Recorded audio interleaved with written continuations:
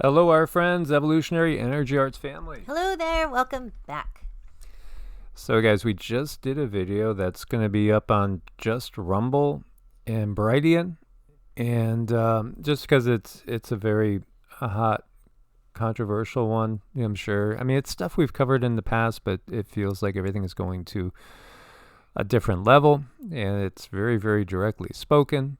So, again, you could always go and check out our Rumble and our Brighteon. The links are always on every single video. Right, and I believe Rumble is EEARTS, and I'm not sure about Brighteon. Is that under Evolutionary Energy Arts? I'm not sure.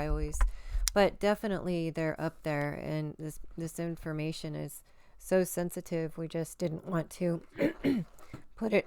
We wanted to keep it somewhere off of YouTube. So hopefully you can check that out and find some information in that might be helpful. Rumble is EEARTS, and Brighteon is Evolutionary Energy Arts, as you could see here. So it's the only one we felt safe putting it out on, because we felt like even Evolutionary, with it being demonetized, you're able to get a little bit more up there, but it just didn't feel safe. So we are putting it up only on these two. We just uploaded it, so it takes a little while for them to process. Probably be available, if you're in the Eastern time zone, probably be available by your 4 o'clock, I would say, over there.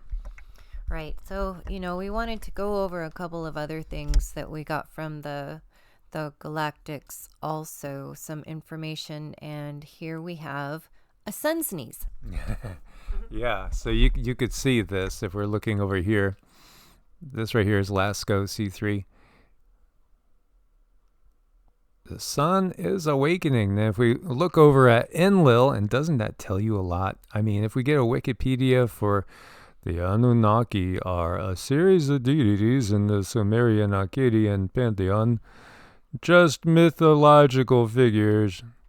Well, here is the Enlil projection, and in the middle here is Earth, and then we have stereo A and B, and so we see this is coming Earth directed, so we'll have to keep an eye out for it.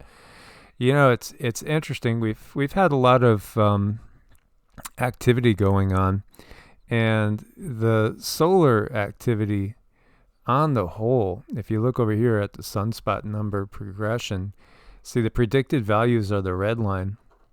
We're running above, consistently above, as you see here. Predicted 2954, and up here predicted 2435. So the sun, it has been more active than what they have been thinking it was going to be, and I think this is a direct response from Source, God with the big G, trying to free us again, free our consciousness, because we have been under assault. We have been, and whenever we get these sun sneezes, it is something coming to us that is bringing us more information. And on this one coming in, it's going to awaken that pineal gland a little bit more. So you might be learning some new things. You might be having new understandings. You might be seeing things through a different lens. And that's what this current sun sneeze is going to do.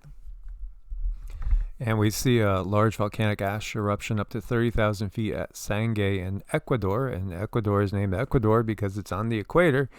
And the eruptions on the equator are the ones that affect our climate the most, especially when you get up, a little bit higher than that. But it's interesting that the Galactic Fed, our contact there, has told us, again, the tendency is going to be towards getting colder. Not that we're going to be in a full-blown ice age overnight, but the overall tendency is going to be towards getting colder. We're going to have extremes where you're still going to see the record highs in spots, and you'll still have sweltering days. But overall, the tendency is going to be towards colder. And then we had the mothers come through, which really surprised us. And the mothers are guides that usually really only talk about the spiritual stuff. They don't even really talk so much about the geopolitical, or they'll talk more in the battle of the light against the darkness, and the spreading of consciousness, and the energy body, and opening the heart chakra, and all that good stuff.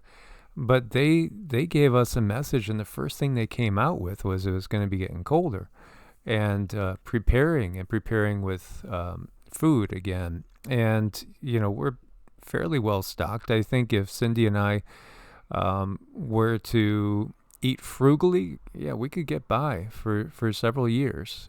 Just basically, hopefully, adding some berries and fresh tomatoes and peppers and things, from the garden, to what we have stored as far as rice, beans, lentils, pasta, things like that. Steel cut oats. We love steel cut oats with some fresh fruit in it and some butter, things like that. We like to eat fairly simply. And we would strongly recommend that you eat as much whole foods as possible, because the processed foods, we know they have additional ingredients in them, and there might be more ingredients in there than a bargain for, if you understand what we're meaning. So this is up in Alaska. Wind chill 91 degrees below zero. That's just a few away from this particular town's unofficial record wind chill of 100 below, which was set in 2014. So, all we've heard is about global warming. And, again, Al Gore, you missed. Sorry. Well, he's still benefiting. He is. Corn prices. Okay, right now, February 7th, $6.35 per bushel. And we bring this up because we were just having a conversation with David Devine, and David is our go-to guy when it comes to what you getting out there regarding, this whole situation, food prices, availability, shortages. We always talk about these things, although we do talk spiritually with David too. And we talk about a lot of subjects that might surprise people with some of our common interests. But he's going to, I'm sure, be coming out with videos sharing what he's finding. But his sources are saying, you could see by the end of this year, gosh, that price might go up sixfold or more. That's huge. Yeah. That's huge. Right. And how they layer things, and how they use alchemy in a certain way to get a specific output of energy. They're very, very good at this, and they layer things that happen out in the world together to use that to their benefit. So it's just overall more important for us to be prepared and have a backstock and have a way to grow food. That's super critical right now. Absolutely, and you can see this is a 59-year historical chart. So what we're talking at is like off this entire screen where it's going to be heading to. And so again, we want to reiterate to everybody to be as prepared as possible. And, have you thought about things, if possible, greenhouses? You could get greenhouses, for $100. You could. $200 will get you a pretty big one. Of course, you might have to augment it depending on where you're at, because it might not be the strongest greenhouse. Like ours is not the strongest greenhouse, but yet it's in a spot where the wind can't get to it. So it's actually doing perfectly fine no matter what weather we've had. I expect it to last quite a bit. I think I spent $170 on it. And, we just did a few little tweaks, but it'll do just fine. But think in terms of long term. Now, another message we got that we wanted to share in a gentle way, because it was a very strong message, is that because our light bodies are being activated, it will make you a target for the dark ones. So if you've avoided a certain thing, a certain procedure, number one thing that we're always hearing about every day, I think you guys know. It starts with the letter that comes after you. Okay? If you've avoided this, then more than likely the energy from your aura is getting stronger and stronger and stronger. due to the times we're in. We're going deeper into the photon belt. The sun is giving us all sorts of information. Light, again, is ultimately information. And it interacts with the DNA as it hits our skin, penetrates our body. It's turning our DNA on. Our light bodies are being activated. Our Merkabas are being activated. Because if there was no interference, we would all be able to head on up to 5D at the conclusion of this life, or potentially when the big solar flash happens. Right. And, to take this to a different understanding, I think it was 1994, the government came out with an understanding that we have this electromagnetic field around our body, and that's when they labeled it the aura. Now, this aura sends and receives information from things that are surrounding us. So when we are in balance, a lot of things around us are they go smoother. We're more congruent. But at the same time, we also put off energy that can be targeted from different entities. And when you have a really strong aura or electromagnetic field, you can make differences around you that are incredible. You can really reach out and touch certain situations and make them so that they might go smoother, or so that more people will benefit. So our auras are very, very important messengers right now on the whole for everyone to make it stronger. Absolutely. And so recognizing the fact that we're going to appear different, those that have not done a certain procedure are going to appear different energetically to those that have. It's going to be recognizable because your light bodies are going to be changing. Now, we've talked about different densities and the fact that we are heading into the fourth density. Now, we're in fourth density when we sleep, but we're heading into fourth density in a waking state. And some people are already operating on fourth density. And what does that mean? Well, when you're operating on fourth density, you'll see and be cognizant of beings that are fourth dimensional beings that are actually there. So on your typical day, there are beings walking through you all the time. They're just on a different frequency, just like a radio channel. Again, you get one channel when you kind of turn the dial over this way. There's a channel. Okay, it's classical. Turn it a little bit more. There's a country channel. Turn it a little bit more the other way, and there's a rock channel. Every one of those channels is just a different frequency, and so you could tune into the frequency. And so we're heading up into the lower astral realm, because the lower astral realm is the first part of fourth density. And that's actually where there's a lot of creepy crawlies and not so nice beings. This is really the density where many people have interpreted visions of, hellish scenarios, things like that. The beings that live in this density are beings that, tend to be of a negative persuasion. So in order to get to the heavenly densities, we have to transverse this lower density first. And we have to do it in such a way that we don't allow ourselves to get stuck there. We don't allow ourselves to be attached by these beings, because these beings might appear to be shadowy, and you have all these different shadow beings, shadow people, these dark entities, these dark masses of energy that many people have actually seen and experienced, and feel free to share what you've experienced as well. But beings like the Greys, beings like the Anunnaki, many other beings call this home. And then as you start going up in vibration, you get to a more benevolent area where these beings don't go. They don't venture because it doesn't match their frequency. Their frequency is lower.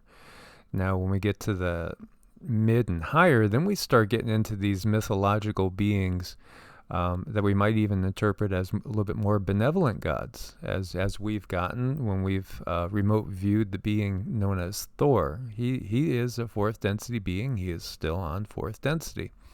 And we have seen that. Right. And why do we bring up the not so good part of this is because a lot of times when you have information and you release this information and you impart an understanding, a lot of times it diffuses the situation. If you're of the understanding that, oh, okay, there's more entities around me, there's more entities involved in my life than I have a complete understanding of. And this is why, the car keys went missing. And this is why this other thing happened. It could be an entity trying to get the better of you, because when you release that negative energy, that anger, this is what they feed off of. And a lot of them do start fights between people so they can sit back and they can feed off of that energy. Once you become privy to that and you can rise up and above the anger, up and above these lower feelings, then you're no longer a food source for them. So we just want to point that out. And so, I mean, this is what comes to mind immediately with me. Do you guys remember the invasion of the body snatchers? Don't go to sleep, because, there would be this other one of you that would be made that wasn't you. It was actually some sort of being, creating a version of you to be its own host. And then they would recognize people that were not them.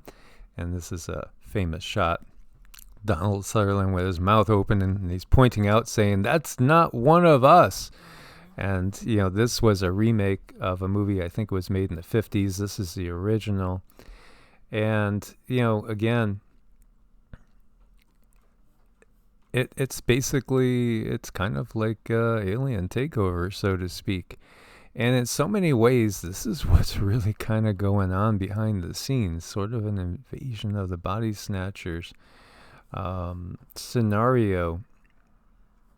And, you can't get by that scene with the pointing and saying, "Hey, this one is not one of us." Well, that's kind of something that's going to be going on now to a degree, because light bodies being activated, they really stick out for beings that can see them. And, this is how Cindy and I were targeted when we were by a military base, and then all of a sudden we had a big triangle flying next to us for several miles, and it blasted us with energy that was not benevolent. And Cindy could remote view it, and she could see that there were humans on board and there were non-humans on board as well. And so these shadowy type of beings, many of these are actually just thought forms. They're thought forms created by beings that have the God spark in them but don't have the best intentions. And, people can create thought forms. Sometimes people create thought forms unintentionally, and they can haunt you. And this gets into the legend of the Golem, from which the Frankenstein monster comes from. And again, that's something that is karmically put on the person that creates them. So these beings that we talk of, it's like the Draco and the Anunnaki, they have thought forms. They understand how the universe works that they've created, that they utilize to send to people to basically lower their frequency, to watch them and to jump in them at moments when they are basically weakened because they're in a lower vibrational frequency. They might be depressed, they might be angered, they might be sad, they might be worried, they might be scared. All these emotions that are negative like this, they open the door so these beings can start to get closer, closer, closer, try to whittle their way into, and basically, just like the movie Invasion of the Body Snatchers, start to take over a person. This is the little angel on one shoulder and devil on the other shoulder. Well, these guys are that devil on the shoulder, trying to get you to do things you might normally not get, might normally not do. And, sometimes we could catch glimpses of these beings, and sometimes they overshadow people, and sometimes you could see that overshadowing in some photos as well. They're very, very, very real, and they are what we would call interdimensional. And, we say this through firsthand experience, and I've seen these beings, all my life, and they used to plague my kids at times, and I'd have to, clear the area, and you can clear the area by saging. Saging, again, I would sage 3 times a day. That would be Strongly recommend it at least twice a day when you get up in the morning and when you go to bed, minimum before bed, because you don't want to be unprotected, so to speak. And you can protect yourself with mental visualizations. You could see yourself encased in a golden light. You could see yourself encased in a violet light. Those are two things that will definitely help to keep these things away.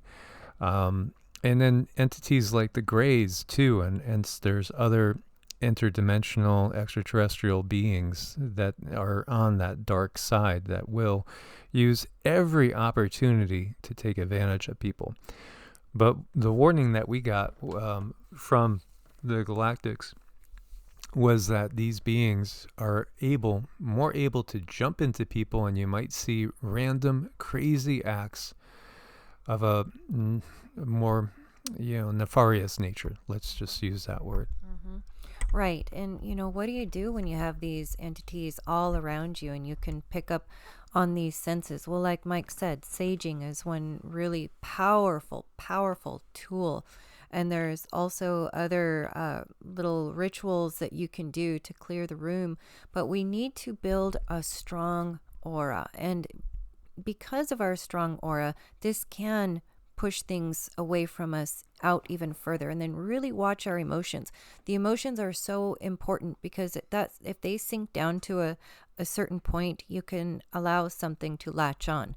And learning your mantras, learning meditation, learning all of these things that can bring you peace in a stressful situation, because let's face it, we're going to be faced with a lot more stress. We're going to be faced with a lot more challenges. And it gives these beings plenty of opportunity to reach in and latch onto us. So this is why we need to be able to do this emotional understanding. How do we get back to our peaceful state of mind? We need to learn this, and there's many different things you can do. And I think primarily it's saging, it's meditation, it's mantras, it's a lot of spiritual hygiene, because we work on a lot of people and we are exposed to a lot of things. So we have to make sure we're constantly clearing, and it's okay. And I think it's really important now to start learning a lot of these things.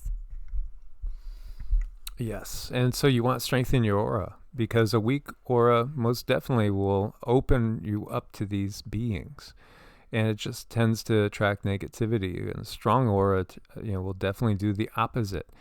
It's so important to work on the energy body. That's the most important thing there is, because even your physical body, you're gonna shed it at some point in time, unless the flash comes and you're ready. Then boom, you'll be transformed. Lo, I will tell you a secret. We shall not all die, but we shall all be changed.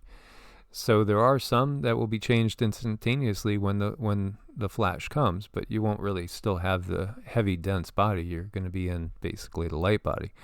So the light body is the most important thing. There's nothing more important than that, because that's the body that you're in after your experience in this vehicle. So if you build it and develop the Merkaba, then you're free to roam, and you could go up to 3D. You could be in the heavenly realms. It's not about any dogma to get into heaven, so to speak. That's the big deception. There's no one word to say if it doesn't change your heart. If there are words that you say and you truly change your heart so that you're able to maintain a much higher frequency and be operating out of love and compassion and that Christ consciousness, then it worked. Stick with it, and so the words that I would use would be mantras, because they consistently pull you up. So, most days I'll do mantras 2 or 3 times a day, and it's completely transformative. Our brother Mark J could tell you about that. Hey, Mark. And Joffrey as well, another one of our family members we've known for years. They both adopted the use of mantras, and it's become a rock for them.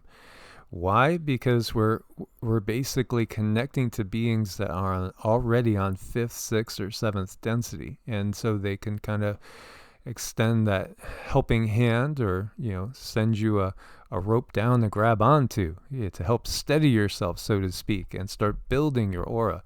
When I'm doing mantras, you see my aura get much brighter. Oh, yeah, definitely it gets a lot brighter. You know, everything just sort of magnifies. And when you do the Qigong too, whenever we have a physical ailment, a physical limitation, that's been caused out in the ether somewhere through an emotional trigger. So as we grow spiritually and as we heal, this helps to balance out our energy body, which ultimately heals our physical body. So it's very important to really get good at the energy work. This will heal the physical body.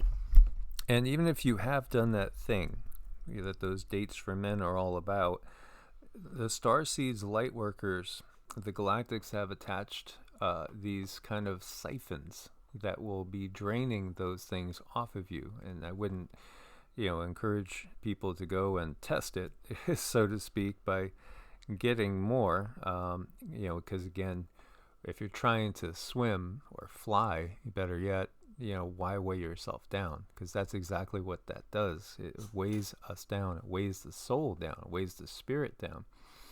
And this is times where we want to fly. So we want to build the aura. We want to make it stronger. And again, clearing negative energies by use of sage. So, we buy like bulk packs of sage because we're constantly saging.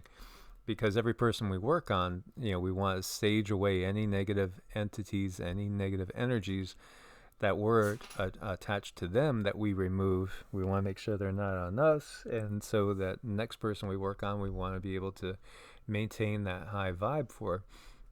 The guides actually told us to have me do standing, at least 5 minutes of standing in between each person that we work on. And standing meditation is called Zhang, and you might be familiar with some poses like embracing the tree. It's just a way to basically gather the life force into you. And the life force is all around us.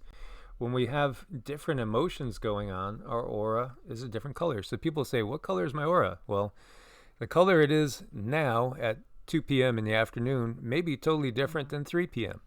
If you receive a call from a family member and say, Uncle Joe is in the hospital, all of a sudden, yes, your aura is going to change. Yeah, you might turn like a kind of a dark, rusty red color if you get the sudden shock or trauma. So a lot of people do ask, what color is my aura? I can tell you at that moment, but you have to understand it's like this constantly swirling type of energies. And we also have a lot of, like, one thing I notice around Mike is shapes, a lot of different shapes, geometric shapes come around people too, and those mean different things as well.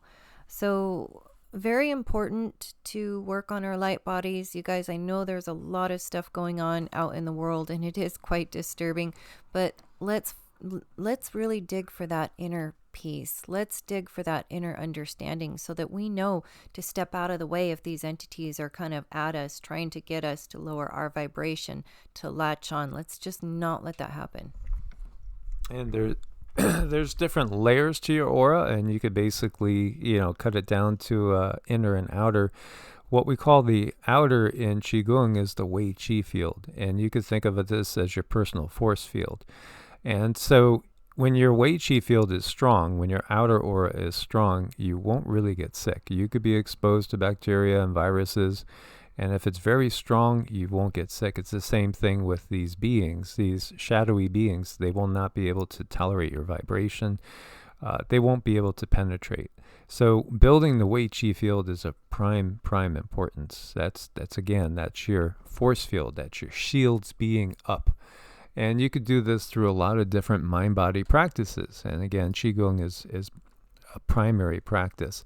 But there are layer upon layer upon layers of the aura. And, some layers are definitely related to chakras, actually. We could kind of extend it out and say all layers are related to chakras when you get down to it. There's the 7 primary chakras, but there's actually hundreds of chakras. And so we focus on the 7 primary ones, as these are the key ones for activating the Kundalini. Kundalini is represented as the coiled serpent, the potential for transformation. And again, be ye wise as serpents. What do they mean by that? Because again, we're made to fear serpents. We're made to, we've run into so many people that have had a fundamentalist mindset, and they're like, I don't know if I want my chakras to be open. I'm afraid if they're open, I'm going to get, exposed to things. Well, it's when your chakras are closed that you're weak, and you are able to be taken over by dark, negative entities when your chakras are not functioning. Again, this world, if you look at it in a mainstream way, the mainstream philosophies, religion, they're the opposite.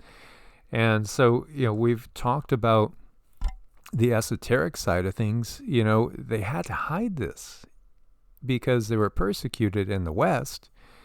Again, people were burned at the stake as witches if they understood some folk medicine, if they knew certain herbs that would work to heal certain conditions, and if they could say some words, that would perhaps help them get to a meditative state where they could connect with people's, loved ones that have passed on, and communicate with elemental beings, nature spirits, things of the like. And again, this was all intended to just cut us off from the whole mother side, the whole divine feminine side. If we're connected to the mother's energy, we'll be connected to the mother's children, which are the elemental beings, which are all around us, the Devic kingdom. When we talk about the devas, why do we do mantras to Ganesha, to Lakshmi, to Vishnu, and these beings? Well, they're up at the top of the totem pole in the Devic kingdom. The archangels are up there as well. And yet there are beings down here that their entire existence at this moment is just basically making sure one flower grows, making sure one plant grows. There are elemental beings attached to our bodies, and we're cut off from them because of the fear that's given to us by the mainstream religions, thinking, oh, those must be demons and devils. It's interesting how they took daemons, turned it into demons. Daemons, benevolent nature spirits; demons, dark, menacing. But yet they have us, in many ways, giving ourselves over to those that are truly demonic, handing our power over, giving, our beliefs system over to their philosophies, religions, their ways, their sciences.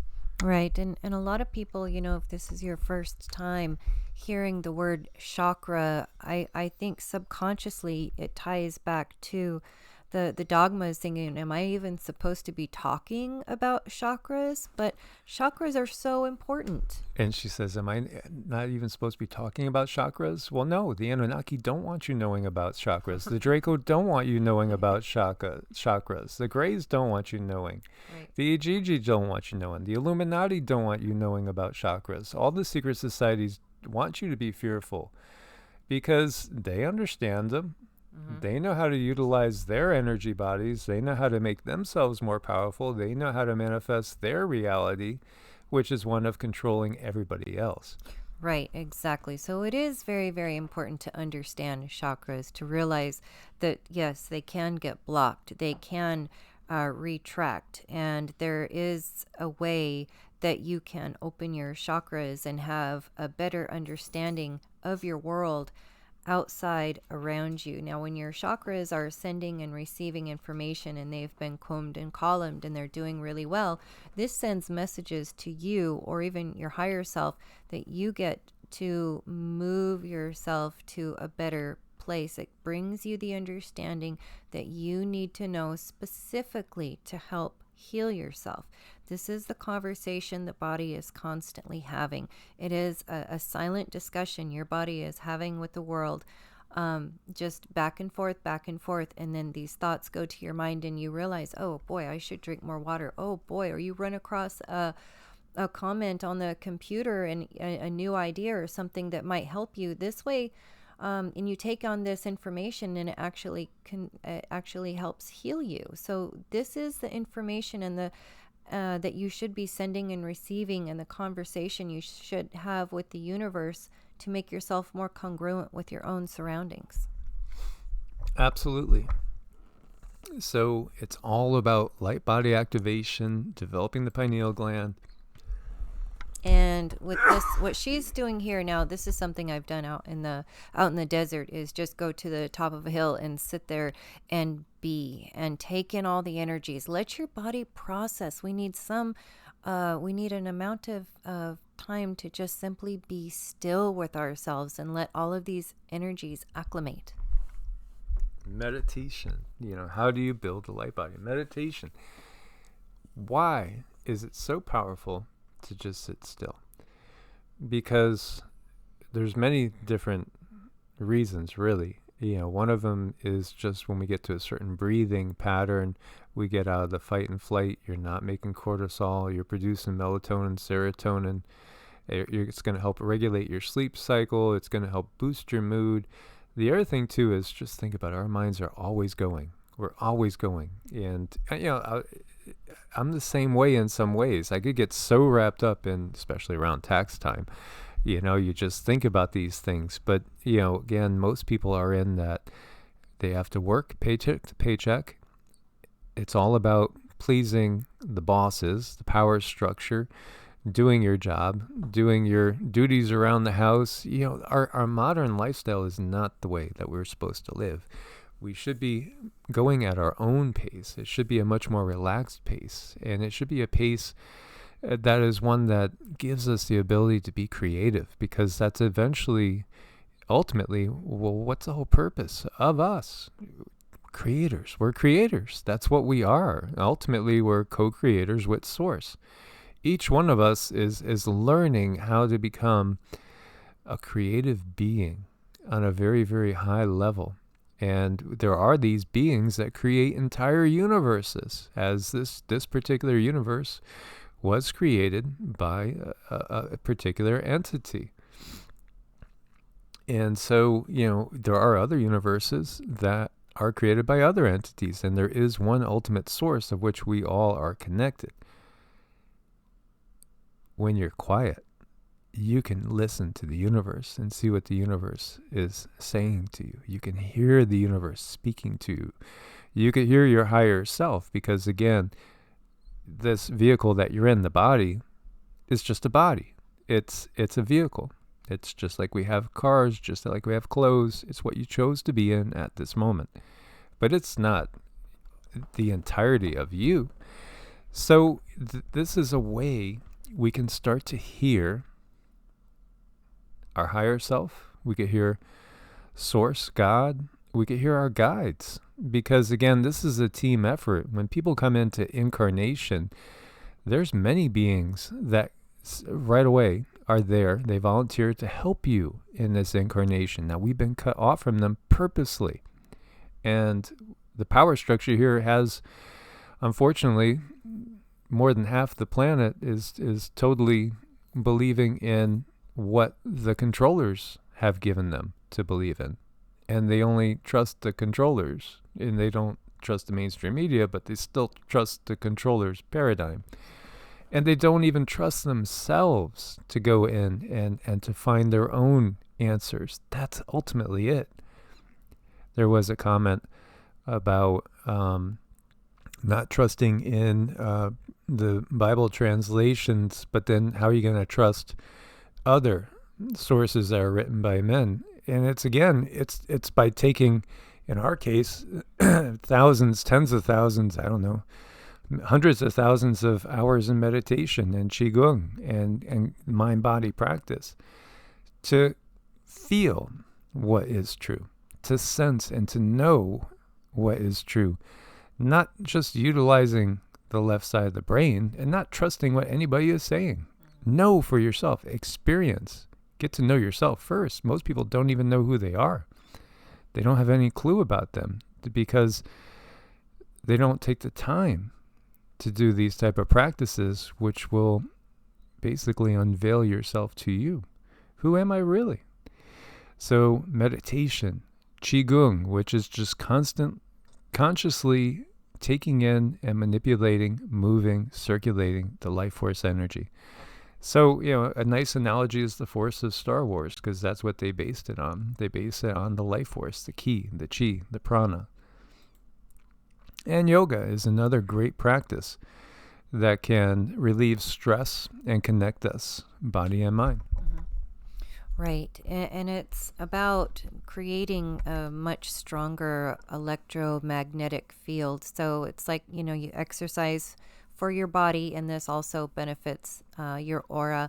And then you do these other practices that will automatically strengthen your aura, and it'll help bring a lot of understanding to you. It'll bring a lot of information that you needed to become a better person or to be closer to your higher self. All of this information will start to be funneled to you. Absolutely. And do check out our playlists. The mantras, strongly recommend the Qigong as well. And we do have some on yoga as well as Vedic astrology, which does help you to understand you in the first place. Because, astrology, why does astrology work? Well, because we have this matrix in this world that we know is a negative matrix. It's a power structure.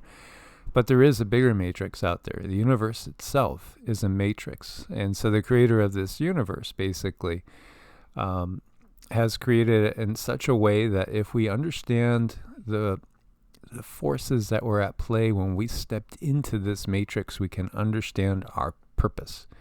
Because we come in at an opportune time, usually. Sometimes you'll have things that happen occasionally where people don't come in at the exact time they were maybe planning on, premature labor, having get induced, accidents that might cause, you to come in at a slightly different time than you were planning on. But it's a timestamp because everything is energy. Again, energy cannot be created or destroyed. It can only change form. It can only kind of flow. But everything's energy is interrelated. So the positions of the stars, which are themselves different beings of consciousness, everything's alive. The planet has its own consciousness. Every single star has its own consciousness. They have their own characteristics, their own emotions, feelings, ways about them. And there's the interplay of all these energies with us coming through at a particular window of time. It can tell you what your life's purpose is. It can tell you, why you behave certain ways, why relationships have never worked, what am I doing wrong? Well, it could give you that insight into, well, what was my original blueprint? What was my original plan when I decided to come in? Right. It's very important for information like, what did I do in my last life? What am I supposed to focus on in this life? What are my talents? What are my strengths? Weaknesses? How is all of this information going to help me moving forward? What are my stepping stones? What am I supposed to be working on at this particular time in my life? These are all things that astrology can help with, along with connecting you to your higher self, or doing a soul realignment and aligning things so that you're closer to your higher self. So it's a very, very valuable tool. So hopefully this was informative for everybody. As always, we want to thank our Patreons. We couldn't do it without your support. Also on Ko-Fi, where you could support the channel with a one-time donation or a monthly donation, just like on Patreon. If you need to set up an appointment for energy work, for spiritual coaching, for a Vedic chart, you can reach out at evolutionaryenergyarts@gmail.com or EEARTS@protonmail.com.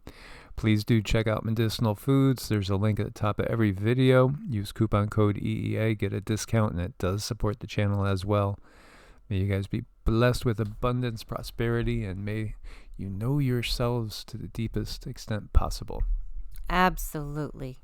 God bless and namaste. Namaste.